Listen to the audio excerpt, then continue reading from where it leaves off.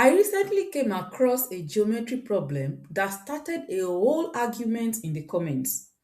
A square was placed perfectly inside a circle with radius 5 centimeters, and the creator solved it using Pythagoras theorem. But the comment said, "You don't even need Pythagoras." And honestly, at first I thought they were wrong. But after looking closely, I realized that both sides were actually correct. So let me show you why. We will be using radius 7 centimeters and we are to find the area of the square. This means that any point from the center of the circle to the circumference is 7 centimeters. So we would let's draw this line here. This is 7 centimeters. We can decide to draw another one like this. This is another 7 centimeters. Don't mind the line. So that means the diameter, if the radius is 7 centimeters, that means the diameter is 14 centimeters. Now let's look at this triangle. Let's bring out this right angle triangle. This is a right angle triangle from that shape. So if this place is 14 centimeters, and obviously we can see that this side and this side are equal because they were taken from a square. So both sides are equal. Don't mind the side, don't mind my triangle. So this is our right angle triangle. This side is equal to this side. So let's call this side S. Then this side will also be S.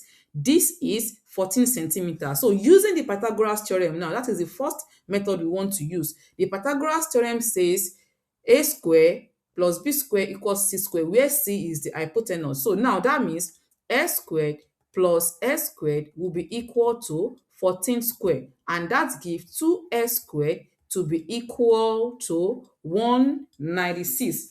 So if 2s squared equals 196, that means s squared is equal to 98 centimeter. So if 2s square is 96, that means s square is 98 centimeter, is 98. So and we know that the area of a square, the area of a square is, that will be the side square. Now the side here is s. Since this side is s, this side is s. So that means the area now is 98 centimeter squared. That is if we use the Pythagoras theorem. But then the comment on that particular video says we do not have to use the Pythagoras theorem, and that is why I want to show the second method. So now you will have to decide which method do you prefer. Now let's take a look at the second method. Now let's draw this diagonal. Since the radius is 7 centimeters, that means the diagonal is 14 centimeters. Now let's draw a second diagonal here. This also gives 14 centimeters. So we can see four small triangles here. But now let's bring this right angle triangle out. If we bring out this right angle triangle, this side is 14. This side is 14. And don't forget, if you look at the diagonal here, since the diagonal, the point from the center here to this place gives the radius, which is 7 centimeter. The radius here is 7, the diagonal is 14. So the point from the center to this place will be the height of this right angle triangle. So that means the height here is 7 from the second diagonal. So the height will be 7. So that means we can use the area of a square. Area of a square, the formula for the area of a square, the formula for the area of a triangle, the formula for the area of triangle. Don't forget that this big square has these two big triangles.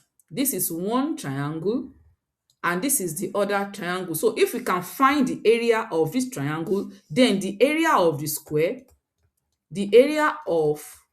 square will be equal to 2 times the area of the triangle. So now let's calculate the area of the triangle using the formula half base times height. So that will be half base times height. And the base here now, if you turn this triangle, this base becomes 14 becomes the base. So that means we have half times 14 then times 7. That gives 7 times 7 and that is 49. So the area of the triangle is 49. So the area of the square, since the square has the two right angle triangles in it, so the area of the square will be 2 times 49 and that is 98 centimeter square, since we were given the unit in this one. So look at the first method. Which method do you prefer? Which one would you rather use? The first method, which uses the Pythagoras theorem, or would you rather use the diagonal method? This is why I love math. Two completely different looking methods gave the same answer. One method focuses on side lengths, while the other method focuses on diagonal properties. And honestly, the comments weren't wrong. They just spotted a shortcut most people miss, because I missed it at first also. So now I want to know, which method would you have used first? Would you have used the Pythagoras method, or would you have used the diagonal of the triangle to calculate the area? Let me know in the comments and I will see you in the next one.